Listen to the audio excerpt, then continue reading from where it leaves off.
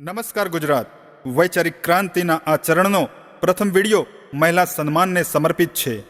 આશા રાખું ગુજરાતની માતાઓ, બહેનો, દીકરીઓ તેમના હક માટે જાગૃત ભૂમિકા નિભાવવા મદદરૂપ બને. ગુજરાતની સરકારી બસમાં મહિલા અનામત સીટની જોગવાઈ કાયદાકીય નિયમોનુસાર કરવામાં આવેલ છે. એમ છતાં ગુજરાતની માતા, બહેન, દીકરીએ જ્યારે ઊભા રહીને મુસાફરી કરવાની થાય છે ત્યારે એ દુઃખનો વિષય બને છે. માનવતા હજુ જીવંત છે એ ન્યાયે ગુજરાતના સજ્જન પુરુષ અમુક સંજોગોમાં એમનો હક જતો કરી મહિલા સન્માન માટે પોતાની સીટ આપી દે છે, પણ એ પ્રમાણ નગણ્ય કહી શકાય એટલું જ છે.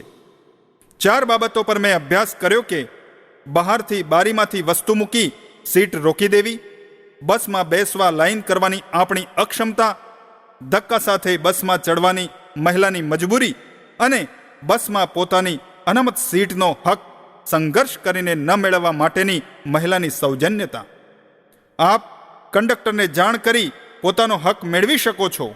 બદલાવ હંમેશા થતો હોય છે. એક વૈચારિક શક્તિનો અમલ માત્ર કરવાની જરૂર છે.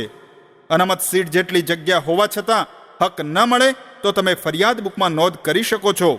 કંડક્ટરની જેટલી જવાબદારી ટિકિટ પરતવેની છે એટલી જ જવાબદારી તમને અનામત સીટ મળે એ માટેની છે.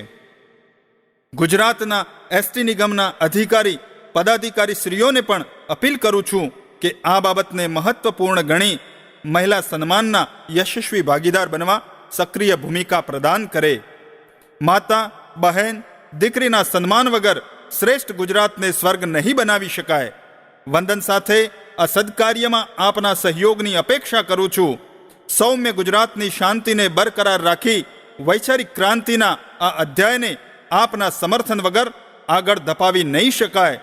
ગુજરાતની સહજ સરકતી હોડીમાં હલેસાના બંધને નવા વૈચારિક ક્રાંતિના અભિયાન સાથે પોસિબલ ગુજરાતના પ્લેટફોર્મ પર ફરીથી મળીશું.